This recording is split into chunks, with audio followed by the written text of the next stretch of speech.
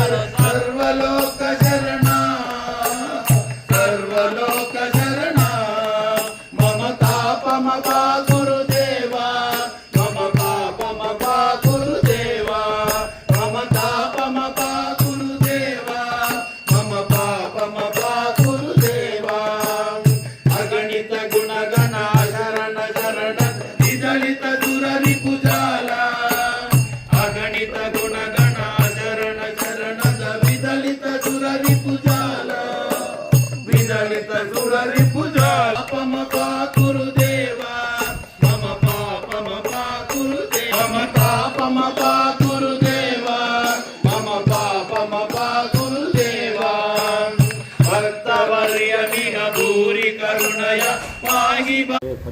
అర్జునుడు అమరావతిని సందర్శించి మరి అమరావతిని చేరి అనేకమైనటువంటి విద్యలు నేర్చుకోవడానికి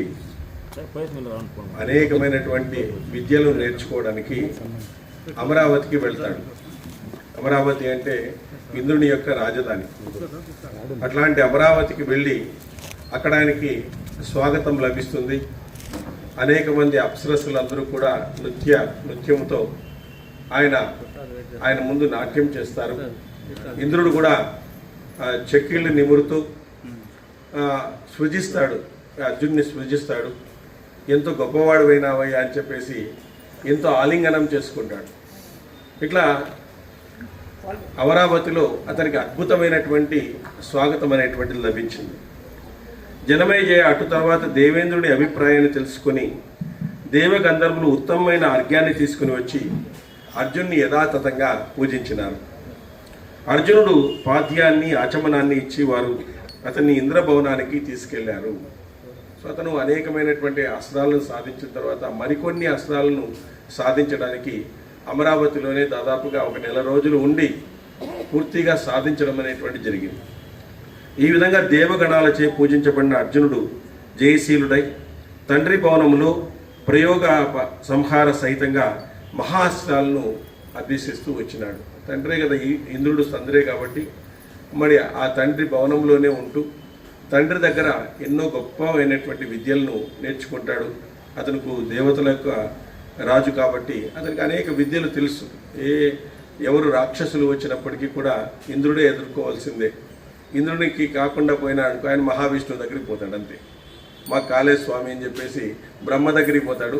బ్రహ్మ ఫార్వర్డ్ చేస్తాడు దాన్ని, మీరు మహావిష్ణువు దగ్గరికి పోండప్ప, ఆయన ఏమన్నా అవకాశం ఇస్తాడని చెప్పేసి ఆ విధంగా ఉంటుంది ఆ కార్యక్రమం అంతా కూడా.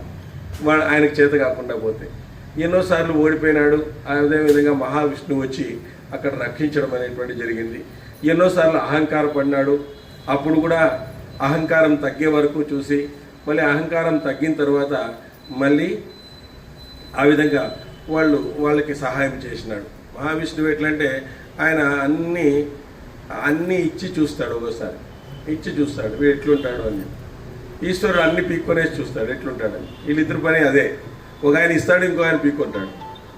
వీళ్ళు ఎలా ఉంటారు అని చెప్పేసి ఆయన చూస్తూ ఉంటాడు.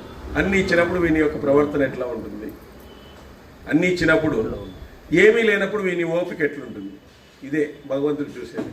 నీకు అన్నీ ఇచ్చినప్పుడు నీ ప్రవర్తన ఎట్లుంటుంది, ఏమీ లేనప్పుడు నీ ఓపిక ఎట్లుంటుంది. ఏమీ లేనప్పుడు ఏమవుతాడు వాడు, వాడికి ఓపిక ఉండదు, ఎన్నో అనుభవించింటాడు. నీ ఓపికగా ఉండడు వాడు, అవన్నీ గుర్తొస్తాంటాయి.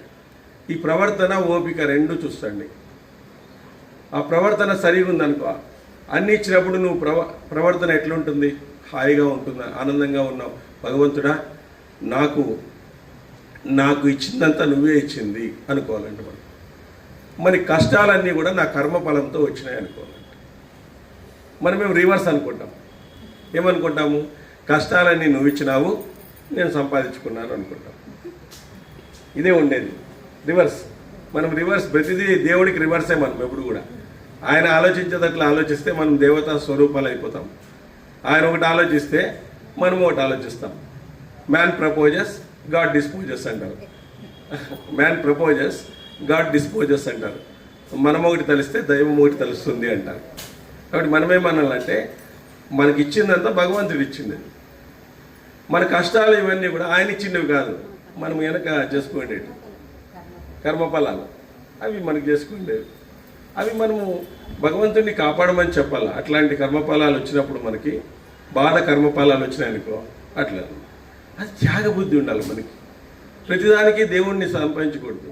ఒకసారి రమణ మహర్షి ఆశ్రమంలో ఒక ఆయన శిష్యుడు లేచి అడిగినాడంట, స్వామి లక్ష్మణుడు యొక్క త్యాగాన్ని గురించి మీరు చెప్తండి, ఆయన ఎంత త్యాగం చేసినాడు. లక్ష్మణుడు ఏం చేసేవాడంటే ఏమి చేయాలనుకున్నా కూడా ఆయన అన్నీ రాసేసి ఆయన సింహాసనం మీద పెట్టి రాముడిని తలుచుకునేవాడంట. స్వామి నేను ఇదంతా ఈరోజు చేస్తున్నాను, ఇదంతా చేస్తున్నాను అని చెప్పి ఆరతి తీసుకుని భరతుడు తీసుకొని చేసేవాడంట.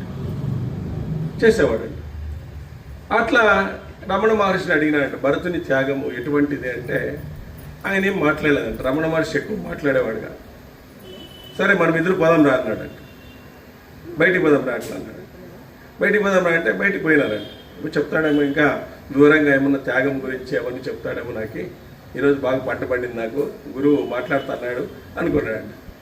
ఆ కొడువులు ఒకటి తీసుకురాప్ప అన్నాడు. భయపడినాడు, ఇలా నరికేస్తాడు మమ్మల్ని ఏమన్నా అని చెప్పేసి ఆ కొడువులు తీసుకుని పోయినారు. పోయి ఒక చెట్టు దగ్గరికి పోయినాడంట. ఒక చెట్టు దగ్గరికి పోయి ఒక కట్టె ఉందంట.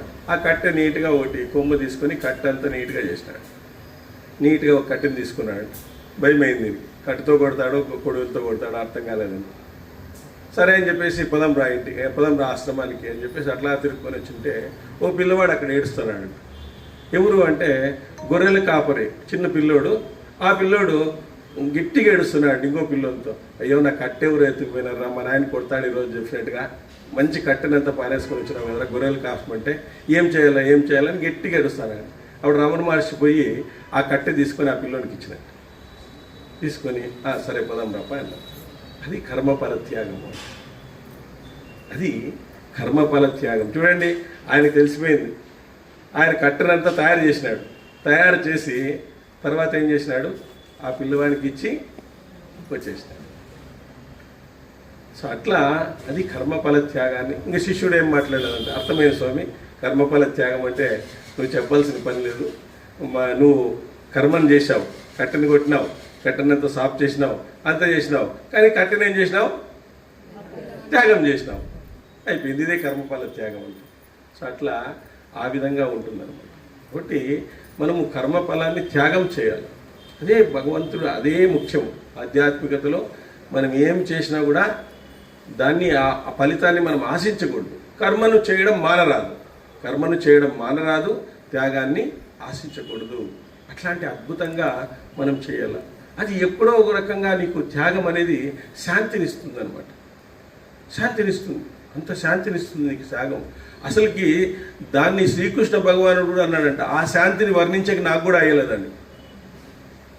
ఆ కర్మఫల త్యాగం యొక్క శాంతిని వర్ణించేకి నాకు కూడా కాదన్నాడంట ఆయన భగవద్గీతలో ఒకసారి అన్నాడంట. మరి అట్లాంటి గొప్పదైనటువంటి త్యాగ స్వభావం కలిగి ఉండాలా. ఆ త్యాగ స్వభావం ఉంటేనే.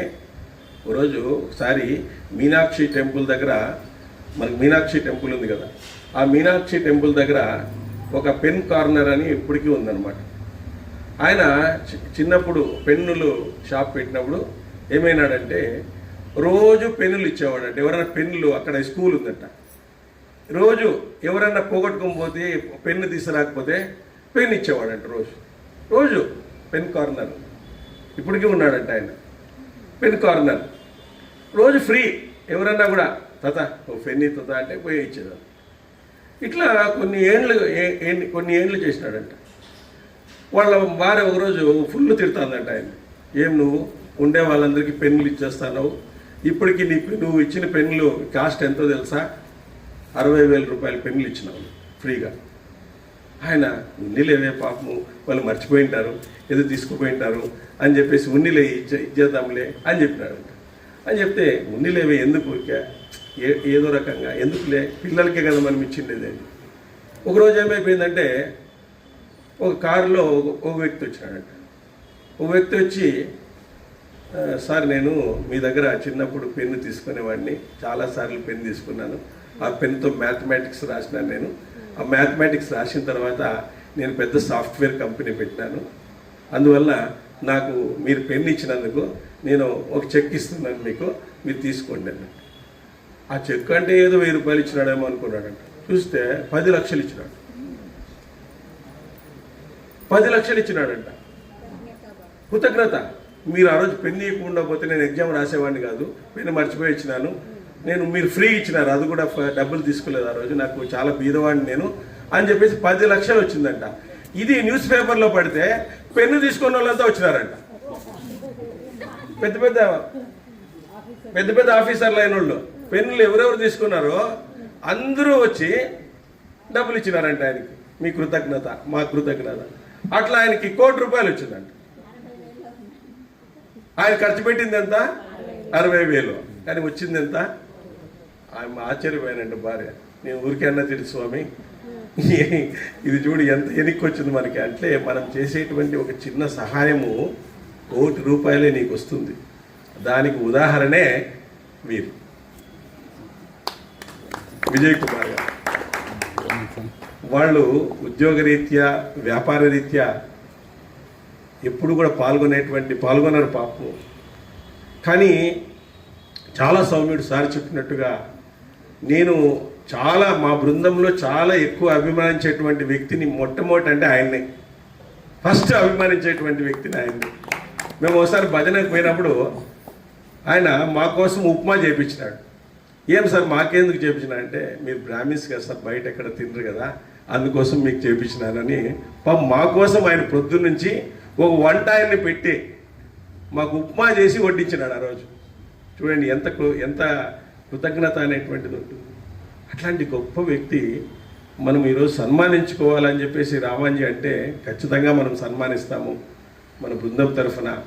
ఎందుకంటే ఎన్నో బృందాలు ఉన్నాయి మనకందరికీ కూడా, ఎన్నో బృందాలు ఎన్నో రకాలుగా సేవ చేస్తున్నాయి శ్రీహరిని. సో అన్ని నదులు సముద్రంలో కలిసేవే. అన్ని నదులు సముద్రంలో కలిసినట్టుగా అన్ని బృందాలు శ్రీనివాసుని వైపుకే వెళ్ళాల్సిందే. ఏ రోజుకైనా ఒక రోజు అక్కడికి వెళ్ళాల్సిందే. సో అట్లాంటి అద్భుతంగా ఉండేటువంటి మన విజయన్న గారు మరి అనేకమైనటువంటి దైవ కార్యాలకు మరి పుణ్యకార్యాలకు చేదోడు వాదోడుగా ఉంటూ అనేక బృందాలతో పరిచయంగా ఉంటూ లక్ష్మీపురంలో ఉండేటువంటి వెంకటేశ్వర స్వామి గుడిలో అనేకమైనటువంటి కార్యక్రమాలు చేయిస్తూ ఉంటారు. ఎప్పుడు కూడా వార్షికోత్సవాలని, విష్ణు సహస్రనామని అక్కడంతా చేయిస్తూ ఉండి దానికంతా ప్రసాద వితరణ ఇవన్నీ కూడా వాళ్ళు చేస్తూ ఉన్నారు.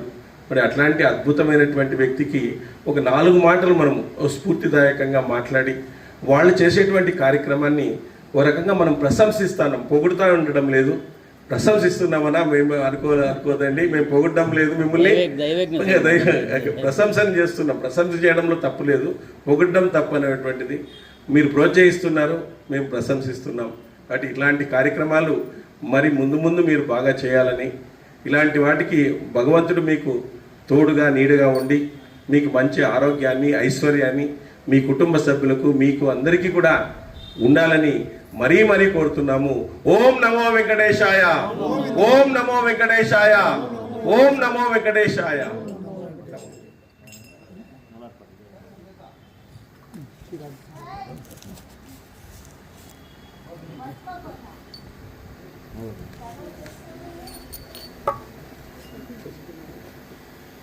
జై ఇందిరా రమణ గోవింద గోవింద, లక్ష్మీ రమణ గోవింద గోవింద, ప్రహ్లాద వరద గోవింద గోవింద. కన్యకకు శ్రీ మహాలక్ష్మికి నీరజాలయమునకు నీరాజనం నీరాజనం నీరాజనం. కన్యకకు శ్రీ మహాలక్ష్మికి నీరజాలయమునకు నీరాజనం నీరాజనం.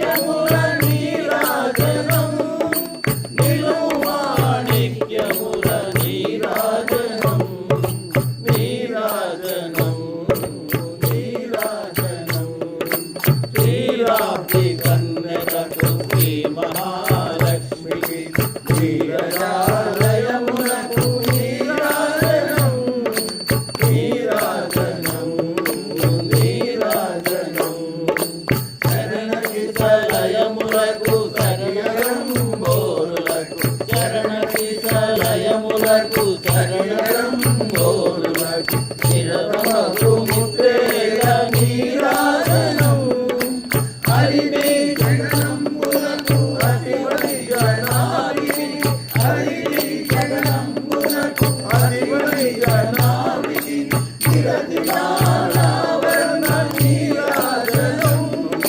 నిరతినారావరణ నీరాజనం నీరాజనం నీరాజనం శ్రీరాత్రి కన్యకకు శ్రీ మహాలక్ష్మికి నీరజాలయమునకు నీరాజనం నీరాజనం నీరాజనం పగడు శ్రీ వెంకటేశు పట్టపూరాణి అయి పగడు శ్రీ వెంకటేశు పట్టపూరాణి అయి నెగడు సతి కళలకు నీరాజనం జగతి అలవేల్ మంగ చక్కదనములకెల్ల జగతి అలవేల్ మంగ చక్కదనములకెల్ల నిగడు నిజగోవనపు నీరాజనం జగతి అలవేల్ మంగ చక్కదనములకెల్ల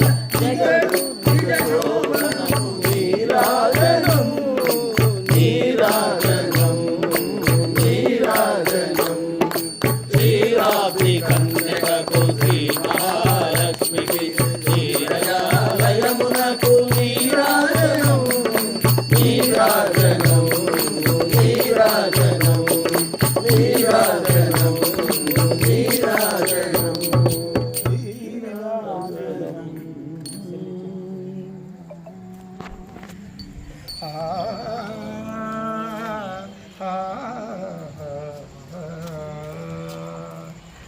శ్రీకాంతాయ కళ్యాణ నిధయే